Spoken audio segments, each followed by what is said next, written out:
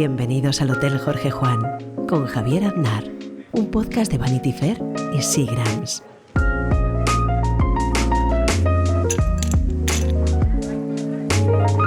Tenemos hoy en el Hotel Jorge Juan de invitada a una persona con la que tenía muchas ganas de hablar, porque puedo estar hablando horas y horas sin parar de libros, y además también es escritora y con gran éxito, que es mi invitada de hoy, Carina Sainz Borgo. ¿Cómo estás, Carina? Pues encantada, muchas gracias por la invitación, y me voy a desconcentrar bastante porque estamos rodeados de ejemplares para hablar y de libros para comentar.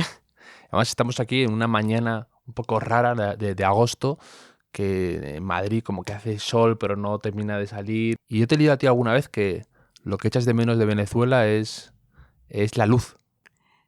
Sí, es una luz más problemática, porque, por ejemplo, cuando llegué a Madrid hace 13 años, una de las cosas que descubrí pero que había que patentar rápidamente es el azul Madrid, ¿no? Ese cielo inconfundible, ¿no? Que en invierno y en verano cuando invierno y en primavera cuando está despejado es único. Pero hay una luz un tanto, yo siempre me río, digo, ensordecedora, que en la costa venezolana. De hecho, hay un escritor venezolano, Ramos Sucre, que realmente le hizo un gran homenaje a la luz. Y la luz es muy particular y tiene ese punto un poco que desquicia, ¿no? Es excesiva, como todo allí, es excesiva. Porque yo te lo leí y dije, si echa de menos la luz, que yo creo que en Madrid su principal activo es la luz que tenemos, digo, ¿cómo será la de Venezuela? Que yo nunca he estado y dudo que esté a corto plazo porque la situación está como está.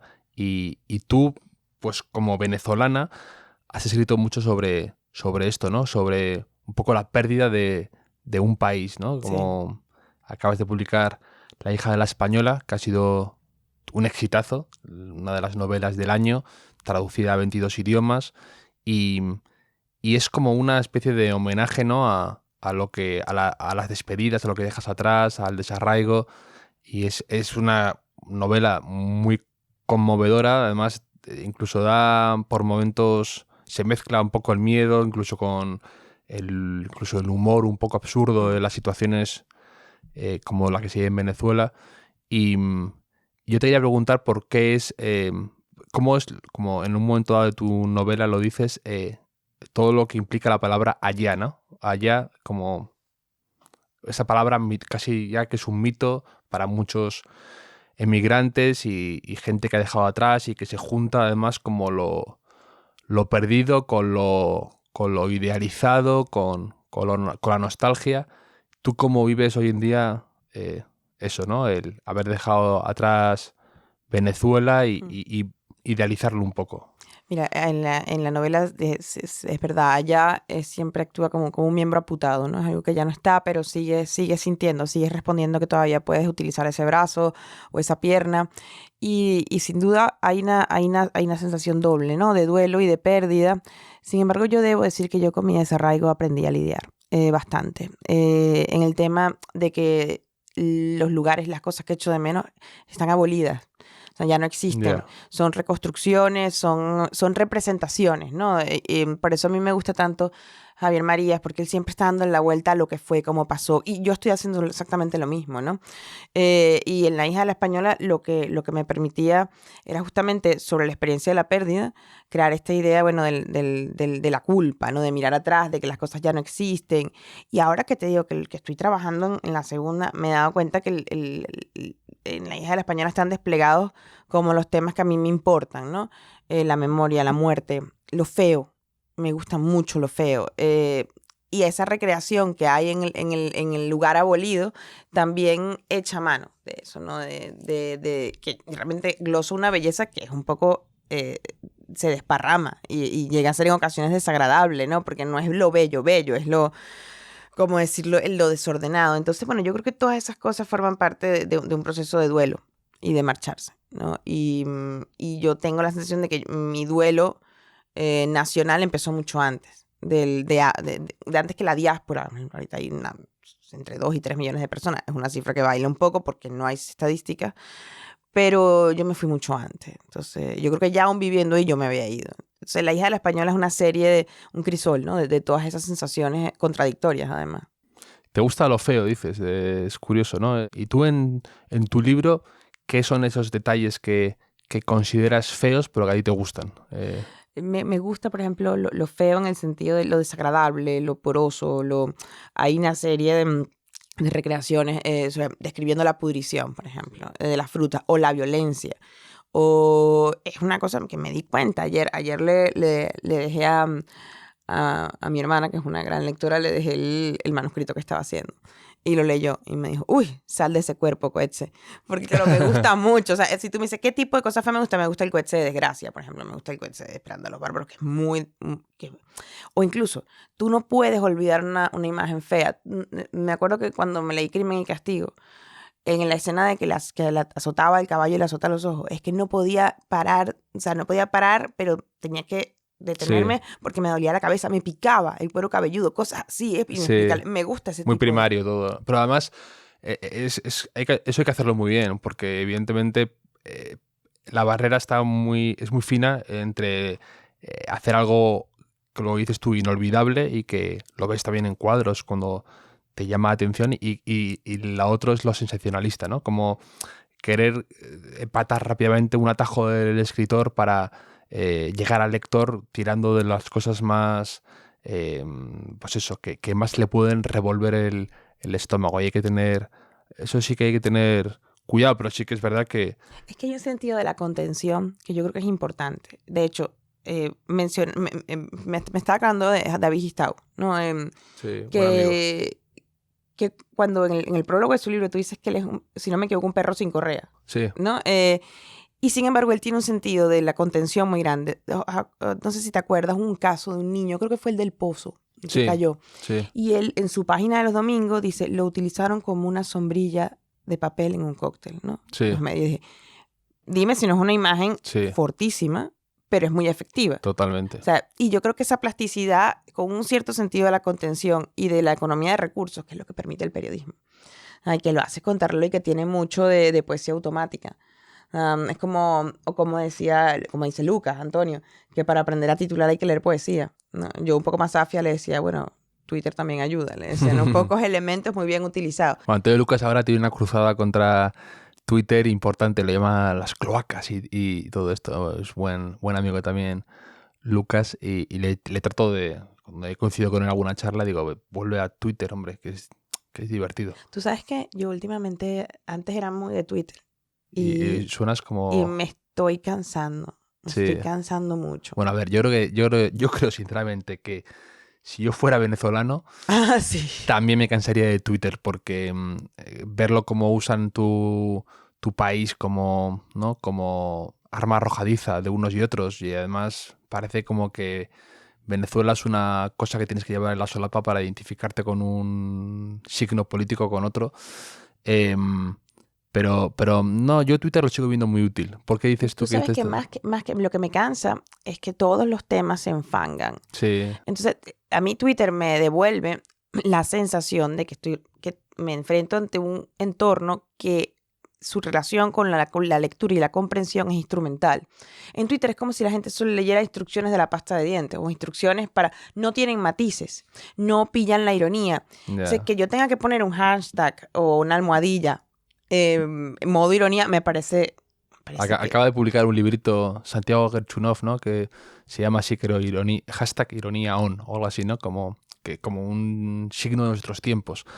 Pero yo estoy muy de acuerdo con eso, pero al mismo tiempo no puedo permitir que esa gente se adueñe. Colonice este lugar. Y aparte, también es una cosa que me gusta mucho hablar con amigos, pues de periodistas o escritores, que es como mucha gente el tema de la crítica o de un insulto les afecta una barbaridad, y yo creo que hay que tener la piel dura y además no entrar ahí, tener la regla esa de los 5 segundos, que es la que yo a veces uso cuando me encruzo. Yo por suerte no tengo casi nunca ninguna persona desagradable que venga a decirme cosas así, a insultarme, ¿no? Casi nunca.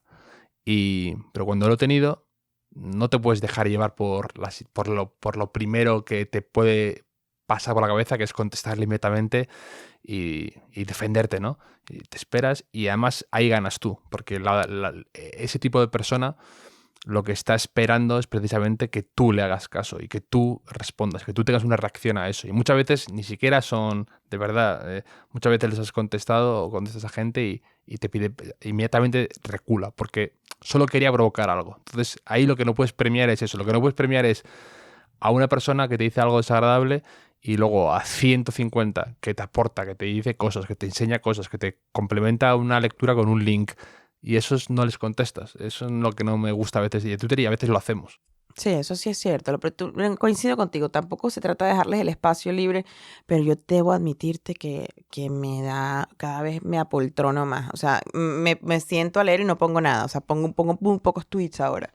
Antes estaba... Pues estás de promoción. ¿Cómo vas a estar? No, también, pero hablando en serio, es como, yo pues sí, es verdad que hay gente que echo de menos en Twitter y que se ha ido, y es como, vuelve, Lorenzo Sí. Silva, por ejemplo. Lorenzo Silva era muy, a mí me gustaba, era muy claro en Twitter, ¿no? Y aparte de que lo que pasa es que no se nos puede perder de vista que siendo periodistas, darle la espalda a Twitter es una tontería, Sí, porque salen muchos anuncios se hacen en las cuentas oficiales y es como, bueno, Sí. no puedes darle la espalda por mucho que quieras. Yo con Lorenzo Silva tuve un pequeño roce en Twitter, porque precisamente él dijo, estaba hablando de algo de Arcade Espada y dijo, sin ser yo un gran defensor de Arcade Espada, o sin ser yo un gran seguidor de Arcade Espada, lo que se ha hecho con él aquí es injusto. Y dije, a ver, o te parece injusto o te parece injusto. A mí que me hagas el disclaimer como el aviso de yo no soy muy fan de Arcade Espada, que conste, no me confundáis con un... A mí esas cosas no me gustan. O sea, estás a favor o en contra de esto, de la situación que acabamos de pasar, de vivir, y me da igual. Eso me pasa también con política. Muchos periodistas. No soy yo sospechoso de apoyar a Pedro Sánchez o a Pablo Casado o a Albert Rivera, me da igual. Pero aquí tiene razón, o esto la gente le está acusando de una cosa que no es verdad. Digo, tío, o sea, lo puedes Claro, decir... pero es que se está metiendo el pie en la piscina, así como, cuidado, Exacto, no pero me lluevan eso... cosas, voy a decir esto. No, y además, por favor, que no se confunda nadie, yo no soy de estos. No, o sea, hay que tener personalidad y decir, oye, mira, esto es una injusticia, haya pasado con quien haya pasado, me da igual que piense la gente que leo a fulanito o que... Y esas cosas, y yo se lo comenté y reaccionó así como un poco a la defensiva y dije, bueno, ya está, no voy a tal. Pero son cosas que a lo mejor la gente considera que es agresivo, pero yo en este caso a Lorenzo Silva le dije, oye, puedes hablar de Arcade Espada para defenderle, en este caso porque tú crees que es verdad, sin hacer el aviso... El cordón sanitario. El cordón sanitario, exactamente, a eso me refiero. Es que estamos como obsesionados con lo que la gente pueda pensar de nosotros y eso es problemático a la hora de expresarte con libertad y pues eso, no tienes que dar explicaciones a nadie de qué lees, qué no lees y además creo que luego a la postre la gente quiere leer a esa gente. O sea, quiere leer a la gente que ve toma posición. Que es libre y que se fuma un puro y que tiene personalidad y que no tiene un gran miedo a la turba. Pasa que, bueno, la turba se ha multiplicado, creo yo. O resuena más. Quizás es la misma cantidad, pero ahora tiene una capacidad de resonancia. El que hace más ruido es el que se lleva el que gana por punto. Porque tú puedes de repente, en un combate de este tipo, es que no aguantas el montón tal cual. O sea, si tú pegas un cabo y ya está, pero de repente te caen 10 más y están ahí como ese típico peleador enano, ¿no? Que te dan el costado debajo. Entonces es como... Lo que sí es cierto es que a mí, de verdad, que lo que me llama la atención es que el Twitter tiene una cosa, que es que me ha iluminado cómo hay algunos adanismos que son más comunes de lo que yo pensaba, ¿no? Y hay algunas perplejidades y la gente está descubriendo el agua tibia. Y ya digo en el negociado, por ejemplo, literario. Hay como unas lecturas un tanto, ¿cómo te digo? El uso de lo femenino, ¿no? Como una militancia estética, política. O sea, esto no es nuevo, señora.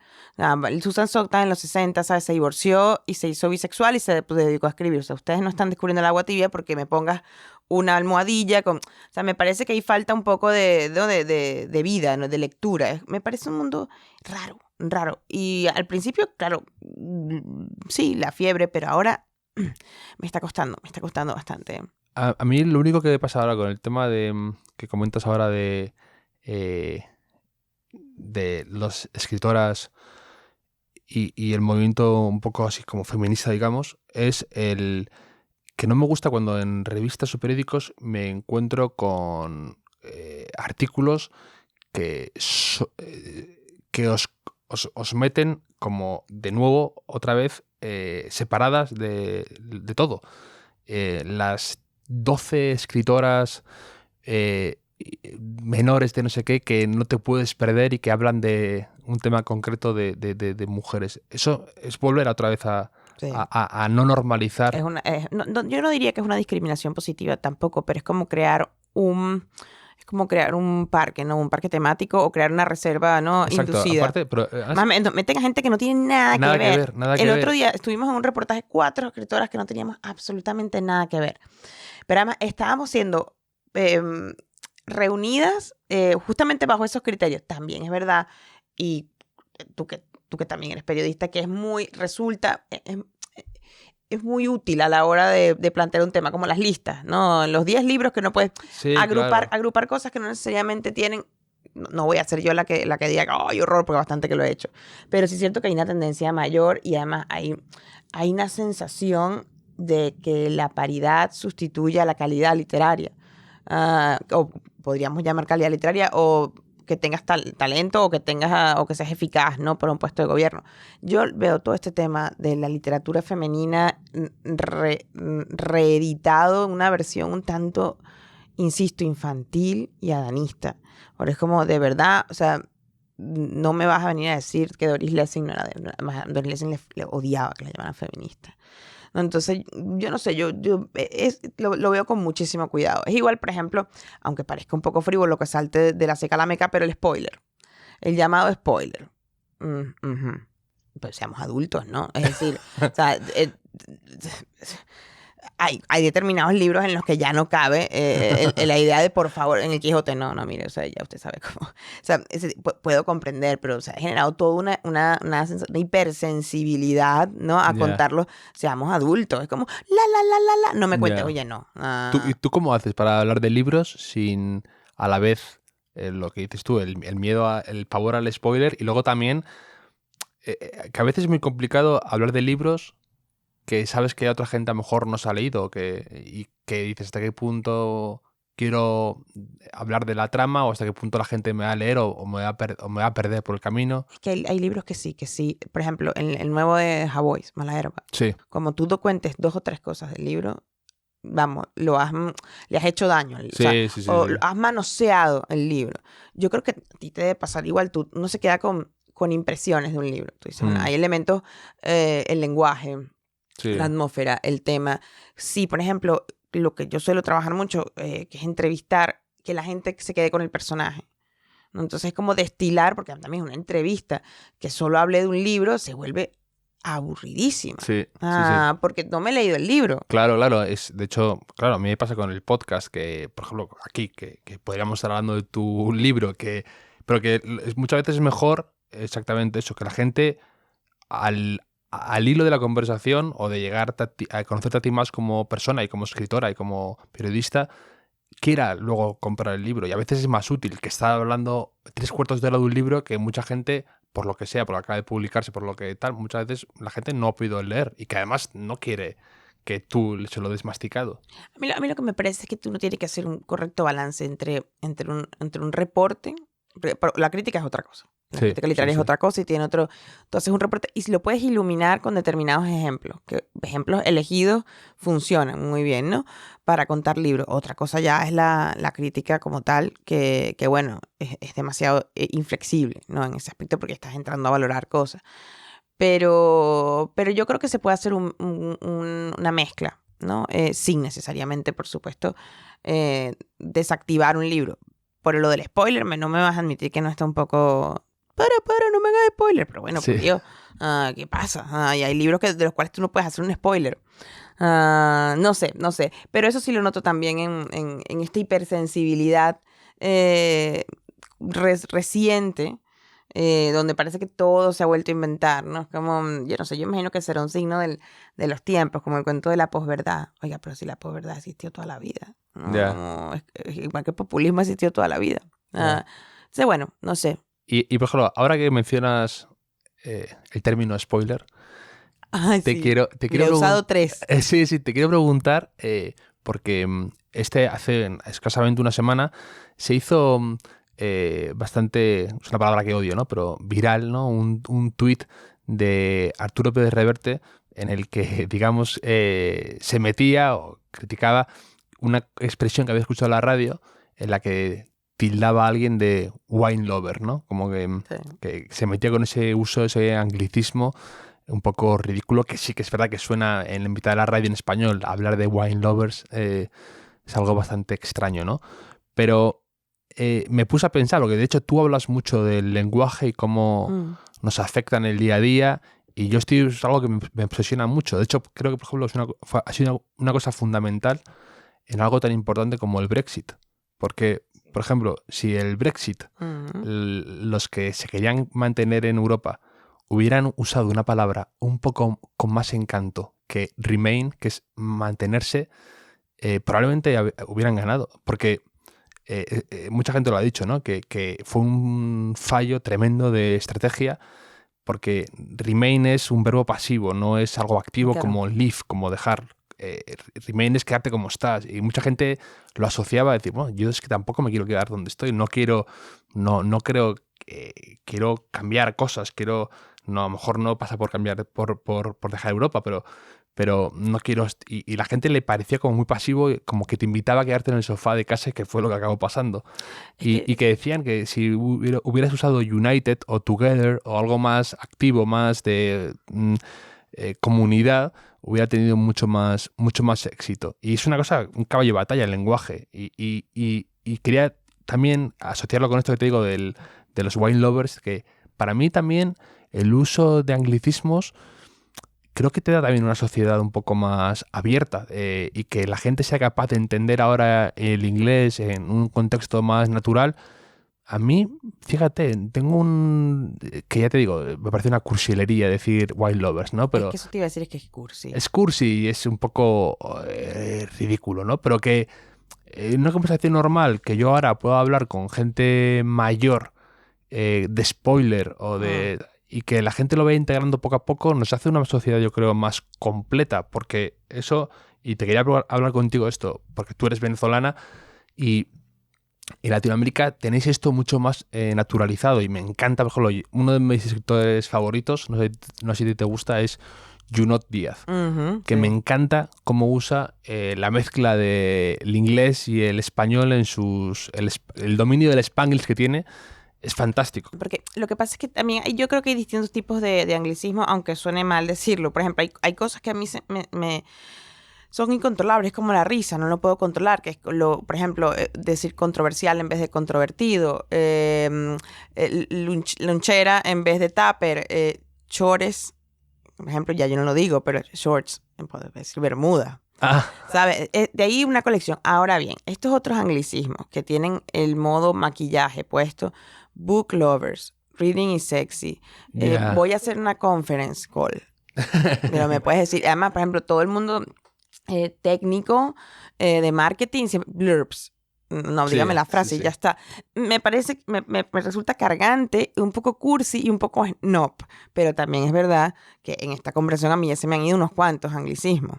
Sí. No, yo el otro día, María, hace como 6 meses, Javier Marías escribió una columna de esas en las que él está en modo enfado de fondo. No es que pegue un subidón de enfado, sino el enfado de fondo, ¿no? Está hablando del lenguaje, que la gente usaba muy mal el lenguaje. Decía, ¿por qué decimos ponernos en sus zapatos en vez de ponernos en su pellejo? Dice, bueno, quizás es demasiado específico, pero alguien se tiene que dedicar a pensar estas cosas. Yo sí estoy de acuerdo, soy muy maniática sobre todo por escrito, cuando me comunico por escrito. Porque dependiendo de qué palabra, por ejemplo, hay palabras en las que cuando yo aquí la gente se reía. Porque decía, ay, pero qué antiguo suena, ¿no? Y yo le digo, no es eso, es que acá hay un desuso Sí, para vosotros y nosotros lo usamos mucho. Y al revés. Por ejemplo, cuando yo llegué aquí que decía, hay lógicas del lenguaje, por ejemplo, que yo realmente elogio y que me he dado cuenta viviendo aquí en España. Fósforo. Yo decía fósforo, aquí dicen cerilla. Es más lógico, cerilla. El fósforo es el componente. O, por ejemplo, calcetines. Calcetines es mucho mejor que medias. Ya. De hecho, yo le dije a la española, no les hace mucha gracia a algunos venezolanos que yo hable. Sí. Yo escribo toda la red, toda la malla, por decirlo así, el libro del lenguaje es como una malla sobre la que yo voy colocando perlitas y piedritas, ¿no? Bisutería. O sea, la palabra guayaba, ¿no? Va a sonar muy bien si yo la pongo, va a saltar. Mientras que si yo hablara en caraqueño, primero el libro sería mucho más limitado. Sí. Y esa es una de las cosas que yo le debo a España, que me han dado un repertorio de palabras y además me han dado un sonido. Por ejemplo, cuando yo llegué, yo entré muy tarde a Cervantes y a Lope. Entré tarde, ya tenía 25, 26. Y descubrí un sonidito, una música, que era la música que yo empecé a encontrar en Umbral, o que decía, aquí se frasea, lo que frasea es unas ciertas lecturas. Y eso en mi español tiene otro ritmo. Entonces, la mezcla de eso te crea un aparato que puede funcionar muy bien si tiene sentido común, ¿no? Lo que hablábamos antes. O sea, bueno, sí, una palabra, un anglicismo suena muy bien en determinados sitios, o sea, en determinados momentos. También hay que ver el contexto, ¿no? Sí. A mí lo que pasa es que es un debate muy interesante, ¿eh? Pero, por ejemplo, la Fundeu, ¿no? Sí. Que tiene como una especie de cruzada con todas las palabras en cuanto hay algo inglés, pues selfie tienes que ponerlo sin E, tienes que ponerlo con I al final. Spoiler no, mejor decir destripe. Es verdad. Pero es verdad. es que yo no, o sea, es decir, si la gente está diciendo spoiler porque está acostumbrado a ver o a leer o a comentar cosas de series y viene del inglés, pues déjalo natural. Es decir, que si la gente lo está usando spoiler es por algo, ¿sabes? Claro, y por eso es que creo yo que las palabras en la academia no las incorporan. Es como el cuento de la acepción, albóndiga, o sea, Sí. o por ejemplo, es como el cuento de trapacero. Ellos no pueden quitar a trapacero asociado a gitano porque quien vaya a buscar esa palabra mientras lea Cervantes no se va a dar cuenta o va a ignorar o sea, tendrá que haber una explicación del corpus que utilizamos ahora y van a cambiar las cosas, sin duda alguna. Yo me acuerdo que antes, cuando, insisto, en España la gente decía iPod, no iPod. Sí, totalmente. Todavía aquí se dice mucho wifi. Un amigo mexicano y no wifi, ayer y no me entienden, claro. Sí, O sea, me lo comentaba. Sí, pero y siempre me ha gustado. A mí me parece, una de las cosas que más me gusta de España es decir, ole, sin complejo, ya está. O sea, bacon, ¿por qué no? Sí. ¿No?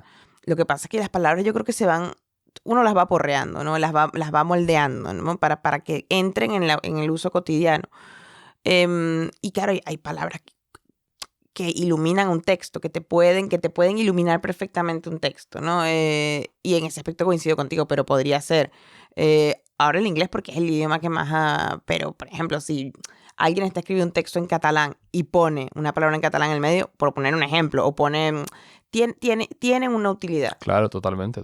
De hecho, tú lees a Milena Busquets cuando Sí. mete alguna palabra catalanizada o que pasa por ahí, te da un sabor distinto a la página y comprendes mucho más cosas. Y además tú, o sea, me gusta mucho, en tu libro lo dices incluso, y también en entrevistas, la importancia del lenguaje, ¿no?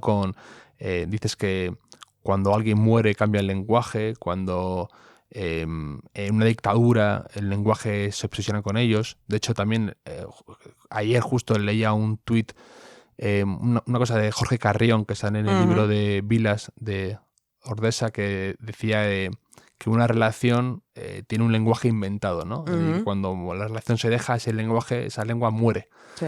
Y está dando muchas vueltas a esto, ¿no? También eso, pues, lo que tú dices, ¿no? Que como un partido político o un dictador, su primera obsesión siempre es ir a las palabras, cambiarlas. Claro, es que las palabras son lo primero. O sea, en las palabras es el territorio de los sentimientos, de la ideología, y lo que haces es abres una palabra, agarras, sacas, la vacías entera y la rellenas con otra cosa. Por eso es que yo creo que el lenguaje es un caballo de Troya, realmente. O sea, hay muchas palabras que nosotros utilizamos y quizás no somos conscientes de que tienen una carga ideológica. La palabra empoderamiento tiene un énfasis muy particular, que además viene todo del entorno del Foro de Sao Paulo. O sea, tú dices empoderamiento y estás posicionándote ideológicamente.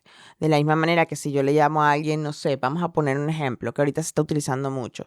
Para mí está excesivamente la ultraderecha. O sea, esa palabra realmente me la estás exagerando, pero realmente es un populismo de derecha. En el caso de Salvini me parece un populista de derecha.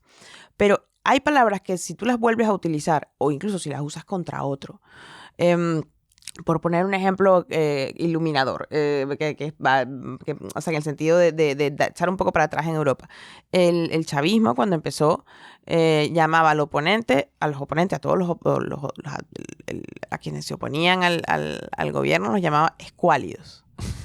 Y como Chávez hacía un uso machacón de las cosas y daba risa, escuálidos, terminabas tú repitiendo, es que yo soy escuálido, ¿sabes? Yeah. Entonces, claro, tú estás asumiendo el insulto como ya un atributo propio. Y eso, el lenguaje es el Claro, mayor. claro, no. Y lo que dices tú, a base de incluso, es que es lo que dices tú, es muy iluminador ese ejemplo porque automáticamente ya hace dos bandos Claro. y ya debilita un bando. Y lo señala. ¿Con quién quieres estar? ¿Con los Claro. poderosos o con los muertos de hambre?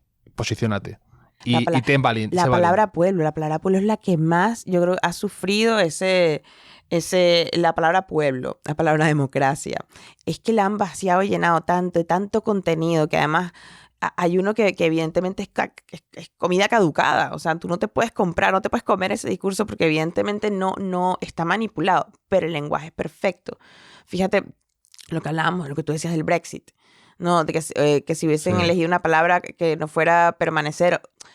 Las palabras han sido siempre el verdadero territorio de batalla, porque es lo que realmente queda. El otro día, por ejemplo, estaba leyendo también algo parecido, que hacían un análisis de cómo había sido la campaña entre Trump y Hillary Clinton, ¿no?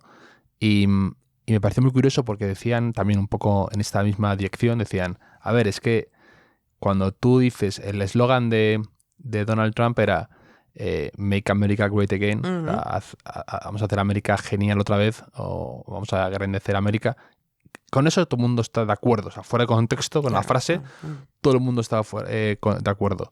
Y, en cambio, el de Hillary Clinton era I'm with her, como para también reforzar la idea de que era una candidata y que eso era también un activo, pero ahí se encontraron con que muchos demócratas decían... Es que está excluyendo. No, decían, ¿hasta qué punto estoy con ella? O sea, con este caso, con Hillary Clinton. Porque no era... Estoy con ella, o sea, con esta persona, con Hillary Clinton. Es muy personalista. Es súper personalista. Entonces, hay que decir que ahí estás comparando la idea de un país de que todo el mundo puede estar de acuerdo con muy personalista, con algo muy que ahí creo que, como el tiempo acabó señalando, acabaron resbalando ahí porque pero es que mira, la juegas mucho a... Lo que tú dices, Mark Lilla publicó un ensayo hace como un año, creo yo, que lo tradujo Debate, no me acuerdo del título, perdonen, pero él planteaba, o sea, lo de I'm with her es un ejemplo de cómo los demócratas, lo que dice Mark Lilla, dividieron su agenda en grupos identitarios. Gays, derechos civiles, o sea, lo atomizaron todo, o sea, y perdieron de vista una idea de conjunto que fue la que cogió Trump.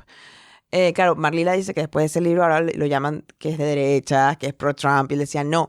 Claro, cuando una sociedad no puede pensar, que está tan polarizada, que tiene que compartimentar esas cosas y no puede hacer una idea de conjunto, porque ese es otro el mensaje de Trump, es profundamente populista. ¿no? Es todo populismo. Es muy populista. Entonces, todo populismo y en algún momento, claramente, el otro día hizo un tuit antisemita, por ejemplo. O sea, son cosas bastante, a veces increíbles. Algunas cosas que publica, digo, pero no sé si es una cuenta de verdad o qué, pero cala y vaya que sí cala. Y además, por ejemplo, es una cosa que suelo decir habitualmente, pero el director o el presidente de la CNN tuvo que pedir perdón luego porque dijo, pues sí, se nos fue de las manos dar tanto protagonismo y tantos minutos sin cortar, sin editar, crudos, directos, de Trump en discursos, en charlas, en cualquier... Porque todo lo que hacían estaba picos de audiencia, picos. Claro, pero hay un problema, que es que así es como se van haciendo las cosas, Claro. de a poco. Yo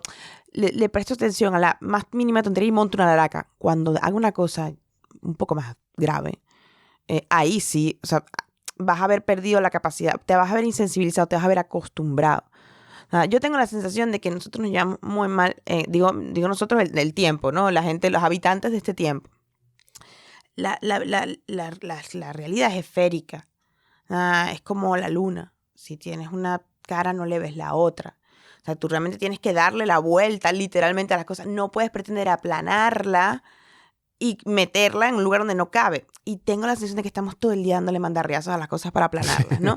Para cuanto más plana, y Trump es una de esas cosas. O, por ejemplo, todo lo que intersecta nuestra vida renunció a la complejidad. Yo creo que nosotros hemos renunciado a que dos cosas sean verdad al mismo tiempo, porque dos cosas pueden ser verdad al mismo totalmente. tiempo. Y tú, por ejemplo, que alguna vez te he leído, ¿no? Que decías que los españoles somos muy duros con nosotros mismos, ¿no? Sí, eso sí que no lo entiendo. No entiendo de dónde viene. Yo pensé, era el 19. No, pero si ya la leyenda negra se la habían comprado a Flandes, no sé por qué. Elvira Roca Barea decía, ¿tú te imaginas? O sea, como que siempre había una defensa de los franceses. Como, ¿tú te imaginas a Voltaire diciendo que Francia es una porquería? Y yo decía, no, realmente no. O el Galán que me dijo en estos días, nosotros, los ingleses esconden sus derrotas. Las esconden o las minimizan o los españoles nos nevamos de manera excesiva. Y yo me he dado cuenta que con el tema de la conquista rebrota otra vez, ¿no? Otra vez el tema, digo la conquista como tema polémico, ¿no? Sí, yo no entiendo, de verdad es que no sé, que no quiero parecer, ¿cómo se llama? Pero un país con una historia como España, que es tan solo conservantes, ¿sabes? Ya tienen el cielo ganado. No entiendo por qué son tan duros. También es que si no serían tan divertidos, porque además en España se discute con mucha, no sé, con mucho énfasis, pero sí, no entiendo. Si os dieseis menos duro, seríais más felices, ¿o no? No sé. No lo sé. La verdad es que, por un lado, me gusta estar en un país que no sea excesivamente chauvinista, ¿no? Incluso a veces cuando pecamos de chauvinismo, yo no me siento nada identificado y me gusta un poco mirar con cierta o sea, con confianza en nosotros mismos, pero me gusta ver a otros países con cierta envidia, ¿no? Y quedarnos con lo bueno y copiarlo o traerlo o imitarlo o lo que sea, con Francia, con Inglaterra, con lo que sea. Y no me gusta como pensar que vivimos en el país perfecto, siendo un país, maravilloso, estoy encantado. Parece que incluso a veces nos infravaloramos una barbaridad. ¿Qué está el problema? El otro día me encontré un tuit que me hizo mucha gracia, que ahora mismo no sé de quién es y que me perdone por no mencionarle, pero decía, a nosotros, la generación sin drama, solo nos queda la sobreactuación, ¿no? Y entonces creo que es un poco... Qué bueno, por Dios. Creo que es un poco así. No quiero ponerte en un compromiso, pero ¿quiénes son tus columnistas que no te puedes perder de referencia, que siempre les lees, estés de acuerdo con ellos o no ideológicamente? Mira, creo que eso es un problema. Voy a empezar por ahí. Yo hay dos personas que leo para estar en desacuerdo con ellos. Elvira Lindo y Jorge Bustos. Sí. Respeto que tomen posiciones, pero justamente yo siempre digo, Jorge, por Dios, siempre le digo, porque estoy en desacuerdo con él. A quienes leo siempre, bueno, la mayoría son personas comunes. Gistau, me gusta muchísimo. Me gusta mucho Ignacio Camacho en el ABC. Me gusta muchísimo.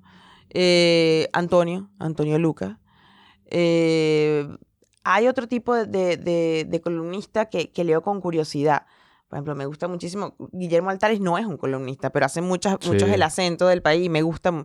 Hay grandes editorialistas Alsina, por ejemplo, yo creo que es un gran... Es un gran Alsina es un genio. aparte, Un genio. pero Sí. sus columnas, sus editoriales son prácticamente, a veces son columnas, a veces son relatos breves. ¿Qué es lo que tiene el columnismo? Bueno, a Pérez Reverte, a Marías, a Cercas. Hay algunos columnistas con los que ya me cuesta llevarme porque los voy viendo envejecer o obcecarse, ¿no? Con todo el respeto, pero yo Almudena Grandes es un poco en ese proceso, ¿no? Está demasiado precintada, ¿no? Sobre sí misma. Y voy perdiendo interés. Bueno, pero es que podía hacerte una lista larguísima. Estoy segura que se me sigue quedando gente fuera. Por ejemplo, todo ese entorno deportivo, ¿no? Hay columnistas que a mí realmente me divierten muchísimo en ese registro.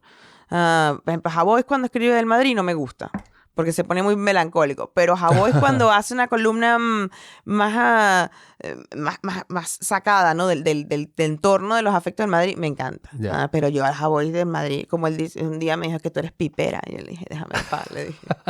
Porque tú eres, en tu Twitter lo pones, ¿no? Dices, creo la resurrección futbolística de Guti. Pero nadie se lo toma mal. Todo el mundo cree que lo estoy llamando un muerto futbolístico. No, yo quiero que vuelva a los campos. No. Pero explícame esta afinidad de una chica venezolana que periodista cultural con Guti, porque me parece una mezcla curiosa. Porque Guti es un díscolo. Guti, de hecho, Javier Marías creo que lo dice en ese compendio que le sacó Alfaguara. Salvajes y sentimentales. Salvajes y sentimentales, que él dice que siempre hay de jugadores díscolos que justamente por sobresalir o salirse un poco, te regalan momentos de, pero un poco, también yo creo que ese Roberto Carlos, ¿sabes? Que corría y subía por la banda. Además, Sí. esa es otra cosa. Cuando yo llegué aquí, curiosamente yo veía más Lega Calcio. Tenía menos relación con el fútbol español y veía más la Lega Calcio, Sí. ¿sabes? No sé. Y claro, llegar aquí fue el fútbol era un observatorio político. Y yo sabía que es como dice Villoro, cuando tú eliges camiseta, es que estás tomando una decisión ideológica y de por vida. Y cuando llegué, que el Madrid era el último Madrid de Capello, se estaba retirando Beckham. Sí. Y ese año, a mí, los que más me regalaron horas de felicidad fue Guti. Es que esa fue la temporada esa fue la temporada para mí, como socio del Bernabéu, que he ido desde que soy socio, que tengo desde el año 94, por ahí.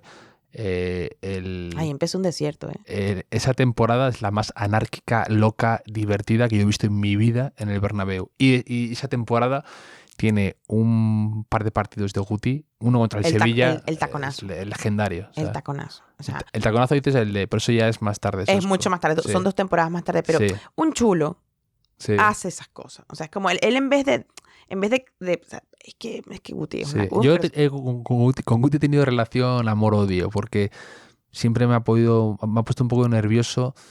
Porque hay gente además como que decía, no, Guti, su forma física, digo, no, al revés. Guti tenía, aparte de todo, una planta top para jugar al fútbol. Es decir, un tipo fuerte, alto, grande, no le tirabas con facilidad, no era un alfeñique. Y creo que un poco desaprovechó y que hay mucha encanto en eso, ¿no? En el genio que muestra su talento a cuentagotas.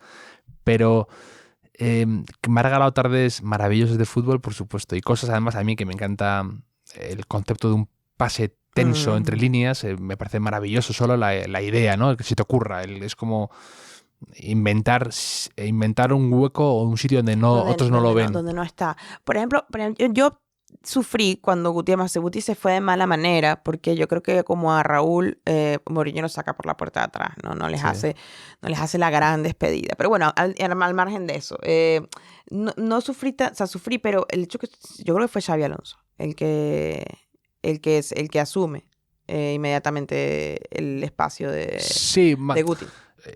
Una de las cosas que yo he aprendido a valorar de Guti es, Xabi Alonso es buen amigo mío, y justo un día, hablando de cosas de fútbol, me dijo, hablando como de genios incomprendidos, me dijo, olvídate, y que me lo dijera Xabi Alonso, que es un tío sobrio, analítico hasta la extenuación de fútbol, que no es nada de florituras en general. Cuando me habló de Guti, me dijo, olvídate, es un genio. Es un genio, es un tío tocado con un talento salvaje que cuando quiere es el mejor. Claro, que de repente lo utilizaba como, es que tal cual, ha habido momentos de eso como que brillante, pero luego es como, ¿pero qué has hecho? No, un tío que... ¿Te acuerdas cuando el alcorconazo? Sí. Madre mía. Es un jugador que ha jugado en 3 finales de Champions y no ha jugado ni un minuto en ellas. O sea, es decir, que son cosas que dices, qué pena. O sea, qué pena, me habría gustado ver a Guti en una final de Champions o con la selección española, mucho más, y no jugó nada con España, nada. Es una pena, pero bueno, es lo que tiene esto, ¿no? De los románticos, ¿no? Pues Guti es un poco... Guti yo creo que es otro tiempo. Además, en el imperio de la corrección, Sí. vamos, o sea, lo tendríamos perdido, ¿no? Sí. Y tú que llegas en esa época de 2006, ¿no? Sí. A España. ¿Que a ti qué es lo que te llama la atención? Una chica que viene de Venezuela, joven, tienes que abrirte camino, más en un mundo de la cultura, que creo que era tu idea, ¿no? El periodismo. Sí. ¿Cómo es tu llegada a España? ¿Cómo aterrizas ahí en Madrid? ¿Y cómo son tus impresiones? Bueno, las primeras impresiones que tuve de España fueron todas, insisto, otra vez, el tema lenguaje me supuso para mí un aprendizaje. Y ahora, cuando me vienen y dicen, es que los españoles son muy fuertes, muy directos. No, es que nosotros hablamos con muchísimos rodeos, le dije. O sea, por ejemplo, aquí yo perdía mucho tiempo. Por favor, ¿sería tan posible? ¿Te importaría dejarme? Dame fuego, por favor. Ese tipo de cosas uno las va a aprender. Me acuerdo un día estaba discutiendo con una bibliotecaria. Le digo, no me hables así. No es personal, es que hablamos así. O, por ejemplo, cosas que me pasaban en la universidad, porque yo vine a hacer un máster aquí en arte y comunicación. Por favor, escribe en castellano. Y yo me lo tomaba como una ofensa. Es que tiene razón. O sea, que me pasó, yo quiero mucho a Jesús Cacho, mi jefe, el director de Populi, que me dijo lo mismo. Por favor, escribe en castellano. Y dije, claro, me estás tocando, pero claro, hay cosas que no son normales, que suenan raras. O sea, eso fue lo primero. Y lo segundo que me di cuenta es que aprendí a entender una cosa que es el concepto ve a la fila. Oye, ¿qué tal? Ve a la fila. Me di cuenta que en España el periodismo era muy complejo entrar. Era muy, muy complejo. Era complicado conseguir una fisura en la pared en aquellos años donde todavía los grandes grupos existían como tales. Sí, no acaban de morir. No estaban, o sea, Prisa estaba en un momento previo a la tormenta, el propio el mundo, o sea, lo que era Unidad Editorial, era otra cosa, ¿no? Yeah. Era imposible. De hecho, yo me acuerdo que yo hice el máster de Periodismo del Mundo en el año 2008. Y yo creo que fue la peor decisión que pude haber tomado en mi vida. Pero bueno, también conocí mucha gente. Me costó. Pero claro, más, pero eso fue ya en el ojo de la tormenta, ¿no? Sí. Además que ya la cosa iba mal, iba fatal, porque además ya había empezado todo el tema de los digitales a salir. No sé, a mí lo que España me dio fue una gran experiencia de sentido común. Porque además lo que me gusta es que España es lo suficientemente... En ella coinciden muchas cosas. O sea, es Europa, pero también es Iberoamérica. Coinciden muchas cosas. Y de verdad que me parece una sociedad abierta. A pesar de que ustedes digan que no. Me parece que es tolerante. A pesar de que los españoles digan, oh, son mucho más tolerantes y mucho menos cerrados. No, a mí, por ejemplo, leyendo tu libro, hay momentos que te ponen un poco la piel de gallina, porque hay cosas que tenemos nosotros ya asumidas que son derechos básicos, pero la seguridad, todo ese tipo de detalles que en tu libro están desperdigados continuamente. Sí. No podemos ir a los parques porque ahí vienen y te roban con facilidad los delincuentes. Lo que te comentaba antes que me impresiona mucho hay en un momento dado que la protagonista va a entrar en su casa, se da cuenta que han cambiado la cerradura y que le han tomado la casa, como en el cuento de Cortázar. Sí. O sea, y eso es, además, tiene esa similitud con el cuento de Cortázar porque digamos que no es una persona, sino es una fuerza invisible, claro. O sea, que va más allá de una persona porque lo haya querido hacer, una ocupa tal, sino que es una cosa del sistema. Claro, es que ahí esa es una de las cosas. En la novela realmente, claro, hay invasiones de todo tipo. Lo que pasa es que como el libro está construido casi todo con alegoría, que la mariscala, que es una mujer que se beneficia además del poder, aunque ella no tenga poderes, ella es un elemento que se beneficia y utiliza ese poder para amedrar contra otros, pero ella es parte de un abrazo mucho más grande. O sea, estas mujeres entran en tu casa, el poder tiene que ser excesivo para Claro, para que para- eso pase por alto. O sea, sí. la decisión era real por un lado, porque sí se invade, pero me interesaba mucho más que Adelaida Falcón, ella dice, siento que me puede ver a través de las paredes. No, Eso es muy eh, poderosa, esa imagen de como el gran hermano de Orwell, ¿no? Del que me están viendo el Estado o las personas que controlan esto me están viendo a través de las paredes. Eso es impresionante es que en tu libro. eso ocurre, yo te aseguro, cualquier sociedad que fue sometida a un proceso totalitario responde igual, hay desconfianza. Mira, por lo menos los cubanos. A mí eso también me pasó por ejemplo, hace poco en China, No, que, se desfiaban, no que se fiaban. probablemente te vean a través de las paredes, porque Claro. ahí tienen ya una tecnología muy avanzada y bastante preocupante, pero tienes esa sensación como que, por ejemplo, me llamó muchísimo la atención que cuando fui a cruzar en un paso de cebra, digamos, como ahora quieren, en algunas ciudades quieren concienciar mucho a la gente de tomar precaución a la hora de pasar, de Sí, no pasar en rojo y todo esto, pues de repente estoy en la parada de autobús y veo que hay en la marquesina, digamos, como una en cámara. un LED de estos, como caras de gente. Y digo, y iba con una chica americana y digo, que era como guía, le digo, ¿esto qué es? Y me dice, no, es que son gente que ha cruzado en rojo del barrio, digamos. Entonces, como han cruzado en rojo, les ponen aquí en la marquesina como para avergonzarles o para que la Ya, gente ya. vea que... Entonces, eso es un poco el sentimiento este de que te pueden ver en cualquier momento y que te produce un poco de... Si no sabes las reglas del juego o no estás acostumbrado, te echa muchísimo para atrás. Lo que pasa es que yo sí que, mira, fíjate, cuando la RDA, los archivos, ¿no? Que además hay un escritor, es que no me, lo acaba de publicar Anagram, que se da cuenta que su madre era espía. Y además que los espiaba a todos, a la familia.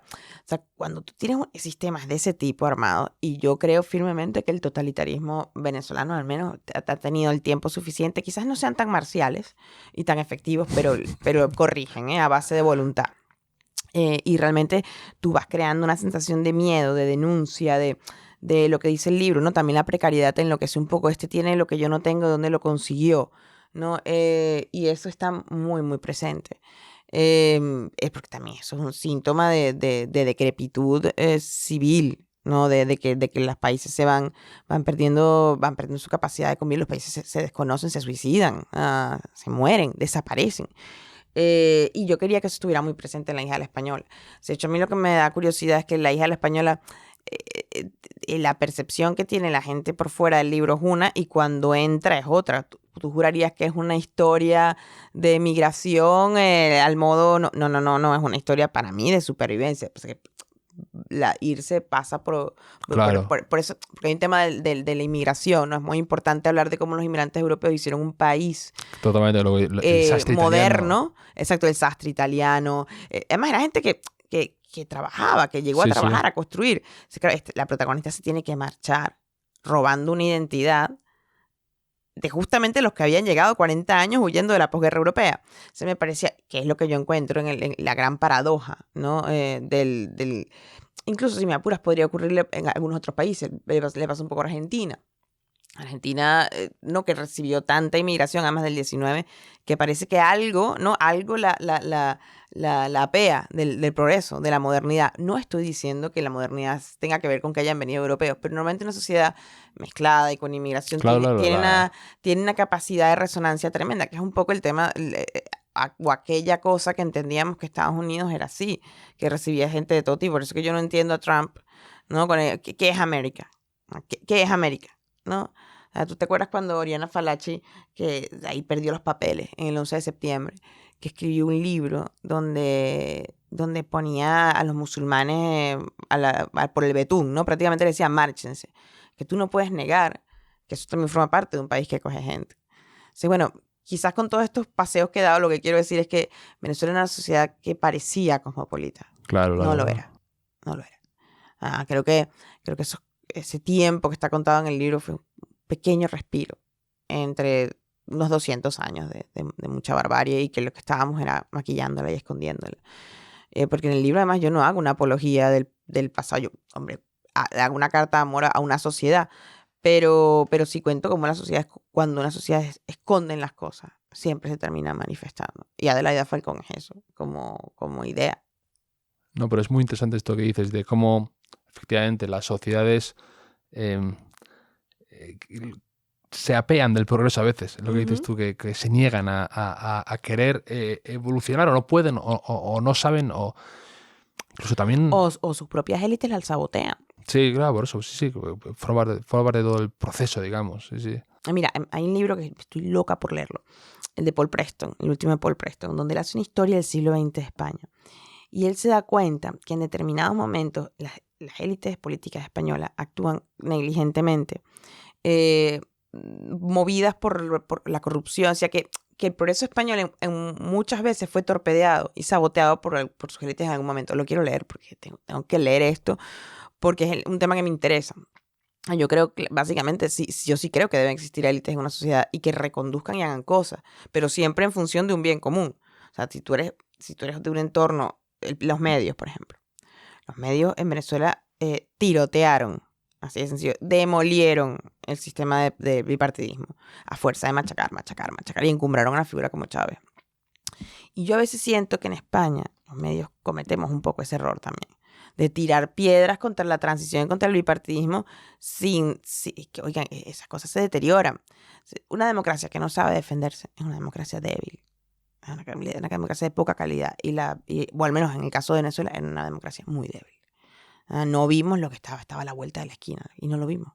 A mí tu libro más me ha gustado porque, siendo una novela, hablas y tocas temas muy importantes. ¿Por qué digo esto? Porque últimamente me he encontrado con varias personas que me dicen que ya no leen tantas novelas, porque novela ya es como algo menor, ensayo, biografías, cosas así. Y me ha chocado porque lo he escuchado en los últimos 3 meses varias veces. O sea, una defensa de la novela. ¿Por qué las novelas siguen siendo importantes? ¿Por qué no son un mero artefacto de entretenimiento? Mira, para mí la novela como artefacto Que está muy bien, de pensamiento y político. A ver, yo entiendo la literatura desde el punto de vista político. Por ejemplo, cuando Natalia Ginsburg escribe El léxico familiar, ella lo que aparentemente te está contando la vida de una familia, pero te está contando toda la posguerra. O la capacidad de producir símbolos, de crear símbolos, de complejizar. En teoría, una novela te exige el tiempo. Y ha llevado el tiempo a alguien para elaborar un universo. En ese universo tienen que estar representadas cosas. Yo, por ejemplo, si pasáramos por el hecho de que la novela va a ser una deriva de la autoficción, de la pereza estilística, tú tienes que crear una estructura que resuene. O sea, es lo que dice, tú lees a Coetzee y tú dices, hermano, aquí me estás diciendo cosas fuertes. Es como ¿te acuerdas del ensayo de Milan Kundera sobre la novela, donde él hace un elogio del Quijote? No lo he leído. O sea, es tremendo, donde tú dices, tú te das dando cuenta de cómo funciona la novela a lo largo del tiempo. Y realmente para mí la novela es el gran artefacto moderno. Es aquello que creo yo que nos explica. La poesía es distinta, tiene una relación distinta, incluso pudiendo ser más contundente, pero yo no estoy a favor de dar por muerta la novela. Siempre se ha hecho. Y creo que de un tiempo esta parte y creo que es importantísimo, porque creo que a veces eso se menosprecia porque parece como que es una historieta, que aún así siguen siendo importantísimas. Sí, pero porque la gente ve series. Historietas. La gente ve series porque quiere que le entretengan, que es lo que hacían cuando o sea, Julio Verne, o tú leías a Verne o a Salgari, tú querías entretenimiento. Lo que pasa es que el espacio de la lectura es un espacio individual, un espacio de silencio. Sí. Necesitas leer en silencio. Es un acto de libertad y de individualismo. En cambio, la serie es distinto, pero tiene ese punto de entretenimiento y quiero que me lo cuentes por trocitos. Sí. A lo mejor en la literatura se nos está escapando algo en este momento que la serie sí da. No lo sé. Porque además como mi relación con la literatura es un poco endogámica. Yo, claro. ¿Sabes? Leo porque me interesa y mira qué bien hace esta frase y mira cómo tal. O por ejemplo, no sé, Jonathan Franzen, que me vuelve loco, pero cómo crea de esto 30 páginas. O sea, tiendo a leer siempre pensando en lo que quiero succionar, ¿no? Totalmente, sí, como una esponja que quiere... Yo también leo libros de amigos o de gente que admiro o lo que sea y estoy siempre fijándome en esos fogonazos que veo de genialidad que digo... Por esto me gusta pero no este te voy a negar una cosa. Yo no critico a la gente que dice que no lee, porque tú que reseñas novedades como yo, hay un 40% de las novedades que se me caen de las manos. Ya. Se me caen de la mente. Dice, con razón, si hay un lector de 2 o 3 libros al año, una persona que solo compra 2 o 3 libros al año, Sí, no, por y, supuesto que... y agarras mal, Y en España, además, en España concretamente hay muchísimos libros. O sea, eso es claro, demasiados. no sé por qué, cómo se explica, pero tenemos una oferta desmedida Es de como, libros. mira, Pilar Reyes, la directora editorial literaria de Alfaguara, dice que los libros nunca son demasiados, Karina. Ya. Y digo, claro, pero los libros malos deberían ser los menos, porque yo siento que cada vez se editan peores libros. O sea, donde yo estoy viendo los fallos de que no hay un editor. O sea, ese mimo por el libro, yo creo que tendría que venir desde desde el propio razonamiento del libro. Yo creo que un buen editor es fundamental. Y yo no estoy muy segura, creo que cada vez son un grupo más restringido, y eso explicaría en buena medida por qué se publica tanta cosa prescindible y mal escrita. Sí.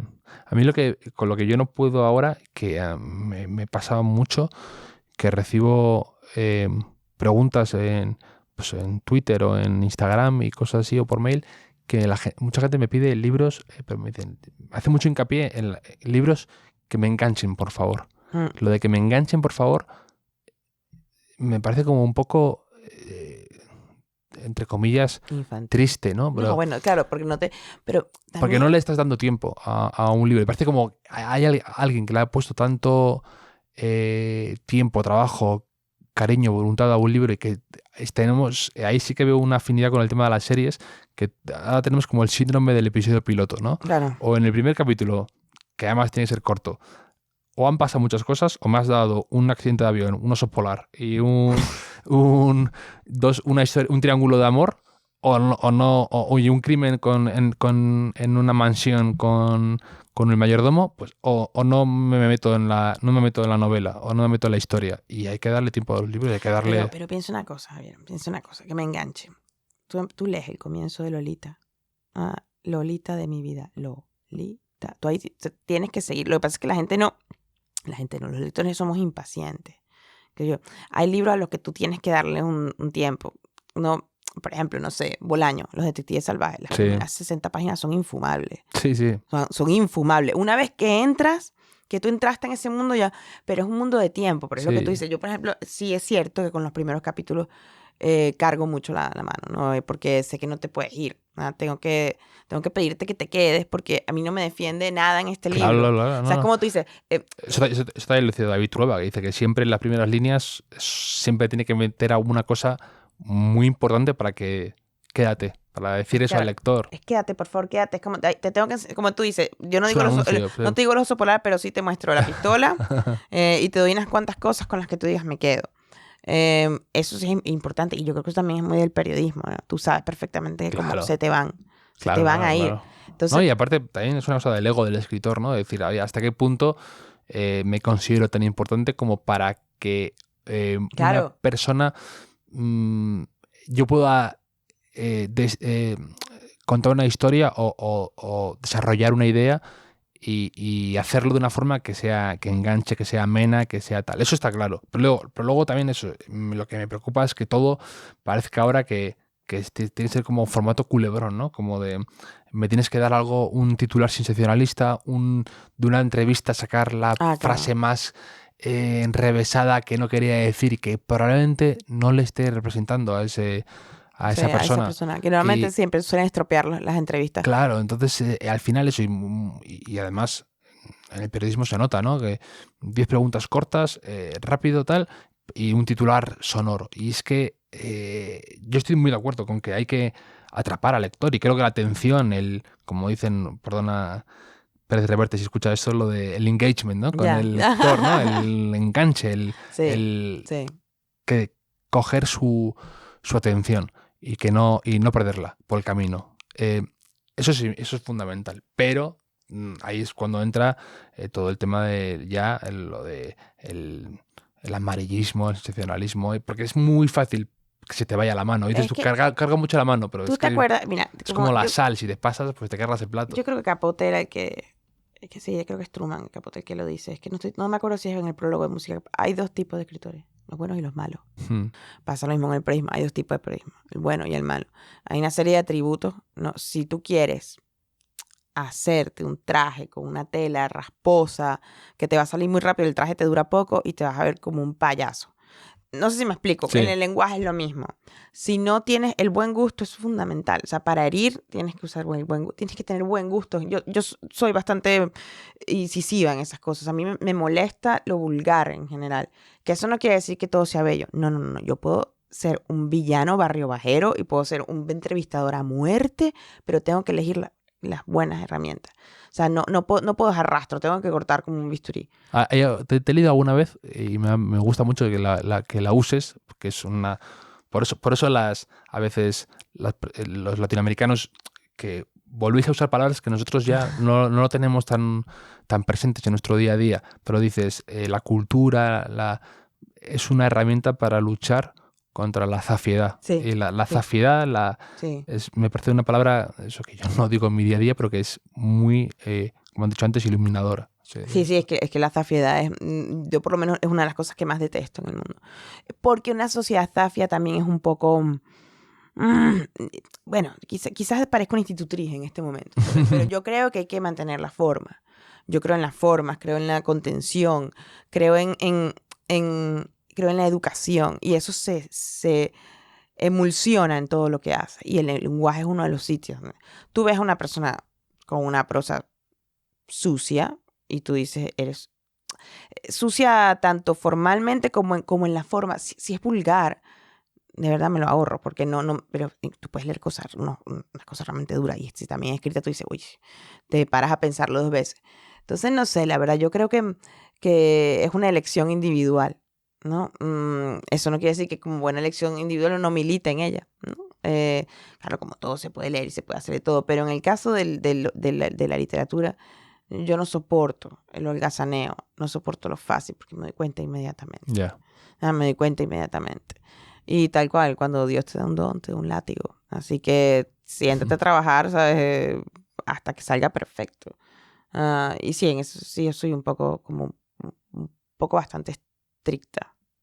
Y como periodista cultural, escritora que ha dicho que absorbe de los demás y como lectora voraz que sé que eres, ¿qué libros últimamente recomendarías a los oyentes y a mí también? Ya me he apuntado lo de Milan Kundera que has dicho antes y demás. De novedades, por ejemplo, de las novedades recientes, me gustó mucho el Carvalho Pepe Carvalho resucitado de Carlos Zanón. Muy bueno, porque no revive, no crea no es un parque temático de Montalbán, sino que crea un Carvalho raro, propio, Sí. muy parecido a sus personajes de Taxi, me gustó De Johnny mucho, Sanders. de Johnny Sanders, me gustó mucho ese libro. Es muy bueno, Zanón, muy bueno. Muy bueno. Otro libro que me fascinó, Los cuentos de Juan Gabriel Vázquez, Los cuentos para el incendio, que Juan Gabriel es un escritor, yo comparto con él muchas obsesiones, ¿no? Y son unos relatos muy políticos que se pueden leer en clave colombiana, pero se pueden leer mucho más ampliamente. Mariana Enríquez, que tiene una novela magnífica, es que la tengo allí, la estuve veando, con mucho humor, además, con mucho humor y un humor muy negro. Ella escribe relatos, suele hacer una escritura muy oscura. Tengo un rebrote de algunos temas y tengo un rebrote de algunas cosas a las que estoy regresando. Por lo menos Pedro Páramo. El otro día me lo leí hace muchos años cuando llegué aquí. Yo no había leído ni El Llano en Llamas ni Pedro Páramo. Y me lo empecé a leer aquí sistemáticamente. Y lo olvidé, ¿no? Lo olvidé. Lo necesito porque estoy metida en un tema. Y volví a Pedro Páramo. Es como, madre mía. Esto se llama escribir y lo demás es mentira, ¿no? O sea, yo siempre estoy como recuperando cosas. Hay un libro, por ejemplo, que a mí me divierte y bueno, sí, los entremeses de Cervantes me parecen la cosa más, la más iluminadora del mundo. Es como, Dios mío, estoy perdido. Y siempre el juez de los divorcios, algo de luz vas a encontrar ahí. Tiene interés, ahorita, Anagrama acaba de reeditar Gato Pardo. Sí, lo he con visto un el otro prólogo día, además sí. de Feltrinelli. Y creo que es de las mejores novelas que yo me he leído también. Es como, no valía la pena que escribieras más que eso. Yeah. Era como, Y de verdad, bueno, y entre eso, estoy viendo en tu mes un montón de cosas, además, que es como, quiero leer al Santiago Lorenzo, Asquerosos. el de los asquerosos. ¿Qué tal? ¿Tú lo has leído? No lo he leído. Me leí Los Millones y me leí Los Huerfanitos. Y Santiago Lorenzo bueno, ha vendido una barbaridad de Los Asquerosos. Vamos, lo celebro mucho. Me cae muy bien. Es un personaje ahí como el tío apartado de la sociedad y todo esto. Sí. Luego, su forma de escribir me gusta, pero, por ejemplo, todo el tema de un poco como el ludismo, que una persona alejada de toda tecnología y todo esto, Ya. me Bueno. puede llegar a cansar algo más, pero Los Asquerosos lo tengo apuntado en mi lista y inmediata. apúntate otro, no sé si te has leído a Pérez Andújar. A Javier Sí, Pérez sí. Andújar. ¡Qué magnífico El de Los libro! paseos con su madre es una maravilla. El último, el de La noche fenomenal. No lo he leído. Es ¿Sí? un libro delirante. Para mí es una crítica demoledora, aunque en ningún momento... Una Barcelona donde se quedan dos dimensiones paralelas, ¿no? Y un grupo de colaboradores de un programa de fenómenos paranormales empiezan a perseguir dobles de Walt Disney que aparecen por toda Barcelona. Parece que es delirante. Parece que no hay, pero yo creo que hay mucho humor autocrítico con la sociedad barcelonesa. Y además es que está también escrito. Y te ríes. Es un tío muy lúcido, O sea, Javier Pérez te Andújar. ríes tanto que yo se lo comenté a un amigo, Álvaro Colomer, que le decían, yo no había entrado a Andújar y me pareció. Buen escritor también, Colomer, ¿no? Colomer, sí. Ha publicado... ¿Cuál era el que escribió sobre la guerra? Sobre la guerra, que además es una novela, yo creo que es novelesca. O sea, él no renuncia en ningún momento a...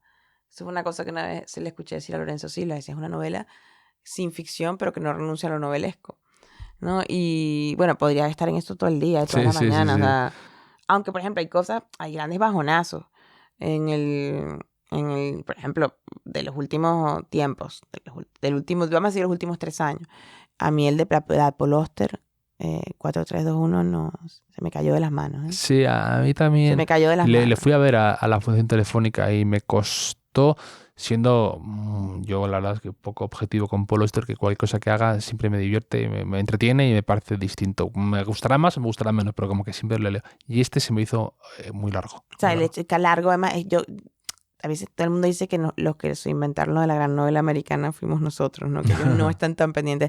Pero yo sentía que era una novela donde él quería tutearse con los grandes, o sea, él quería, pero no sé, me resultó excesivo. Y por ejemplo, que antes lo has mencionado, Franzen, ¿te gustó el último? Pureza. Purity me fascinó. A mí me gustó más, te diré, Libertad, que es el anterior. Libertad es muy buena. Libertad sí que le tengo un recuerdo.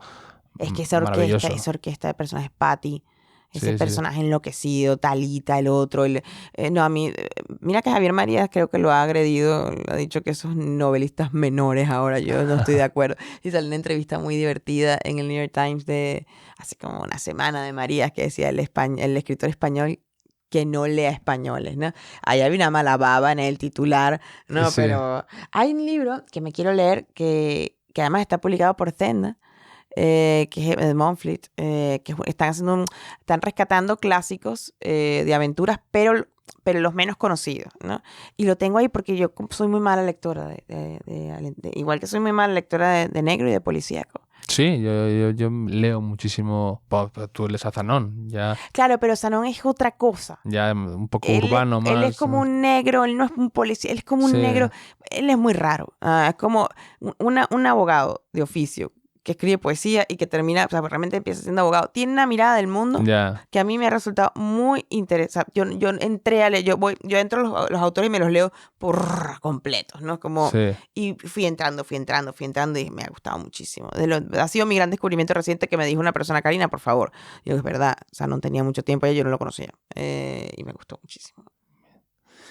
Y ahora dices que tienes planeado escribir algo más, ¿no? Estás ahí a punto... Allá estoy, lo llevo ahí, por cierto, en el bolso. Tengo que releerlo. ¿Te lo llevas en el bolso ahora? Sí. Vaya primicia, teniendo ahí el último libro de Karina en el Hotel Jorge Juan, aunque sea fugazmente. Sí, es que empecé a trabajarlo hace un mes exactamente. Bueno, llevo ya trabajándolo desde abril. O sea, porque hay que hacer había que hacer un poquito de trabajo de campo con ese libro. ¿Y tienes fecha más o menos de publicación o no? No, hombre, no, yo todavía estoy huyendo porque yo todavía como... yo quiero mucho de María Fase. Decía, el aniversario de Lumen es el 2020. Y yo le digo, no me da tiempo, no llego. Pero sí, no estoy... De hecho, estoy experimentando la sensación, ¿sabes? Cuando no te apetece trabajar. Y que tú dices como, entrégame una columna. No, déjame estoy con esto. Pero bueno, estoy agarrar las vacaciones para eso. Así que... Wow, aún sigues de promoción, ¿no? ¿Te vas ahora a dónde? Ahora me toca en septiembre hardcore. Ay, mira, los anglicismos. Lo que pasa es que luego me toca Noruega, Portugal, Italia. Y ya empieza la promoción en Estados Unidos con la feria de Brooklyn.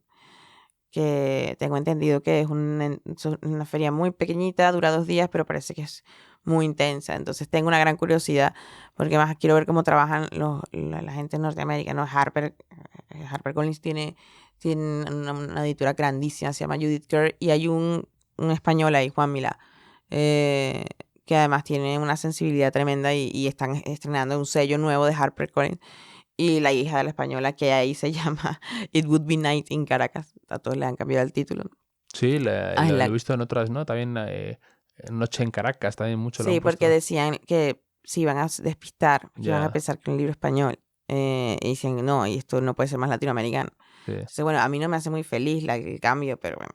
Hay que adaptarse, hay que saber también escuchar al departamento a veces de correspondiente de marketing o de lo que sea, oye, pues te puede echar una mano. Mira, sí. La gente que yo quiero es la que me da consejos, la gente que respeto mucho. Y Pérez Reverte me dijo 2 cosas muy importantes. Me dice, esto es una carrera de fondo. Una carrera de fondo. Nunca puedes, no, tienes que estar escribiendo ya la segunda. Tienes que trabajar. Y la segunda es, haz caso. Haz caso a los que saben. Era como, no inventes y haz caso. Pero a mí, por ejemplo, eso es como, yo también que he estado en el proceso, ¿no? Es muy curioso y me encanta preguntárselo a la gente, ¿no? ¿Hasta qué punto haces caso y hasta qué punto defiendes tu... Claro, es el equilibrio de decir... Yo creo que tú tienes que, por ejemplo, en el caso de la hija del español, había una escena de amor. Me decían, ¿por qué no metes una escena de amor? Me decía, porque ahí no puede haber amor. Es imposible. Quizás podría haber sido una escena de sexo, pero tendría que haber sido una escena... Me parecía que metía ruido, ¿no? En un momento muy particular del libro. Pero claro, son decisiones que tú vas tomando intuitivamente. Uno es fiel a lo que cree. Pero era como, imagínate que, no sé, era como el cuento de la decisión de dónde parar el libro. No, como deberías seguir, no.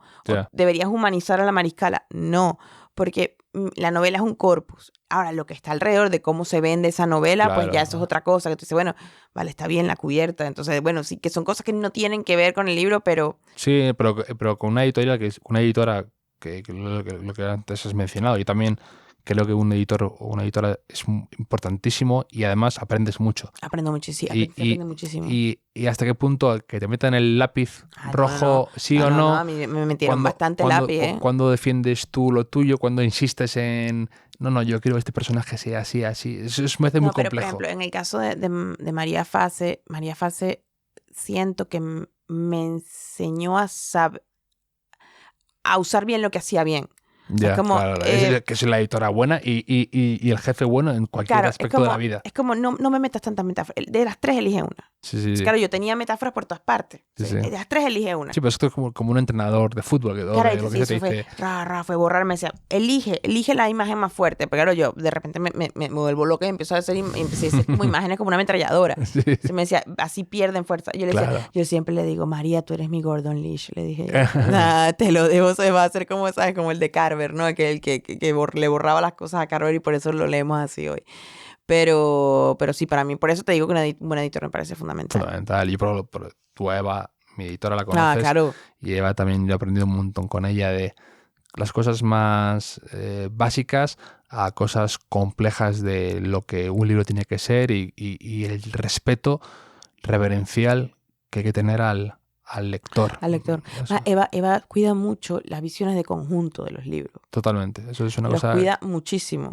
De hecho, cuando algún amigo mío que ha publicado con ella, es lo que más les hago hincapié. Digo, porque a mí, yo tuve reuniones con otras editoriales, pero lo que me cautivó de Eva es, por ejemplo, eso, la capacidad que tiene ella para ver el conjunto, donde ver el bosque y no el árbol. Por eso su catálogo es tan atractivo, porque ella tiene como digamos como que de las lecturas, lo que llamamos el fondo literario, tiene una constelación muy coherente.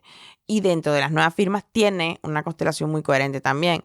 A mí me combinan. O sea, dentro de la mezcla o de lo dispar que puede parecer, acaba encajando, que eso es lo que volvemos a esa visión conjunta y desde una posición que te da el ser una buena editora. Sí, es como esos libros claro, no siempre cita a Ralde y a los patriarcas, pero por ejemplo yo creo que Luis Solano en Libros del Asteroide ha conseguido hacer también un ecosistema coherente. Luis Solano ha publicado unos libros que son auténticas maravillas. Y de hecho creo que lo que ha sido muy inteligente con Libros del Asteroide es que se podría haber quedado en ser este sello editorial que se dedica a desenterrar viejas glorias desconocidas o no publicadas en España. Pero ha sido muy valiente en decir, no, también quiero publicar a gente talentosa y joven. Él lo hizo con el uruguayo. Con Pedro Mayral. Con Mayral. Y eso por poner un ejemplo que... Pero es un ejemplo muy ilustrativo de no todo va a ser reventarlo con... ahora no me sale un ejemplo de estos, pero ha publicado gente pues que está descatalogada o que ha recuperado, claro, o que ha pasado por aquí desapercibida. Los diarios de las damas de provincias, que eran maravillosos. Pero también ha conseguido publicar a un tío contemporáneo como Pedro Mayral y ganar un premio, el Tigre Juan, o no sé cuál ha ganado. El Tigre Juan. Sí, y por ejemplo, Errata también. Errata Naturae tiene un catálogo también. A mí me gusta mucho, sobre todo cuando coeditan con Periférica. Sí. La mujer está de apellido impronunciable, de Tú no eres como las otras madres. Sí, totalmente. Un magnífico libro. Yo creo que hay unos sellos que están haciendo un trabajo de coherencia. Capitán Swing. Sí. Capitán Swing me gusta mucho. Publica cosas muy buenas y además rescata cosas muy buenas. Yo te digo, creo que un editor es una cosa que hay que recuperar. O sea, en el sentido, quizás los grandes grupos. Yo he hecho en falta. No sé. Por supuesto que hay grandes editores en todos los grupos, pero ya no. Sí, esa figura, ¿no? En lo que llega al gran mercado, tiene que haber más edición, tiene que haber más editores, más editores literarios, que quizás ese sea el matiz, ¿no? Pero... Sí. Pues nada, un auténtico placer haber compartido estos Seagrams Tónica contigo, que es lo que hemos podido hablar de lo humano, de lo divino, incluso de Venezuela, que está en medio entre lo humano y lo divino. Sí, no, eso es el purgatorio. Entonces, complicadísimo. No, muchas gracias a ti, de verdad que me he sentido muy a gusto y además el espacio es tremendo, el Hotel Jorge Juan me gusta un montón. Así que, pues que por muchos éxitos en tu nueva etapa esta de promoción ahora, a partir de septiembre, que vaya todo fenomenal en las ferias y en las charlas y todo lo que tengas que hacer. Ojalá. Te desgasta, pero a la vez luego es un momento único, ¿no? Tu primera novela, ¿no? Este tren no, probablemente no vuelva a pasar. Yo siempre digo será distinto. Así que me pienso montar en este y ir para todos lados. Es un poco lo que le dije a mi jefe. Oye, este tren no volverá a pasar. Era como... Venga, va. Entonces como que estoy haciendo las dos cosas a la vez. Pues oye, un placer. Sí, muchas gracias. La conversación contigo y nos vemos pronto aquí en el hotel. Seguro que volvemos a vernos. Sí. Así que un placer, Karina.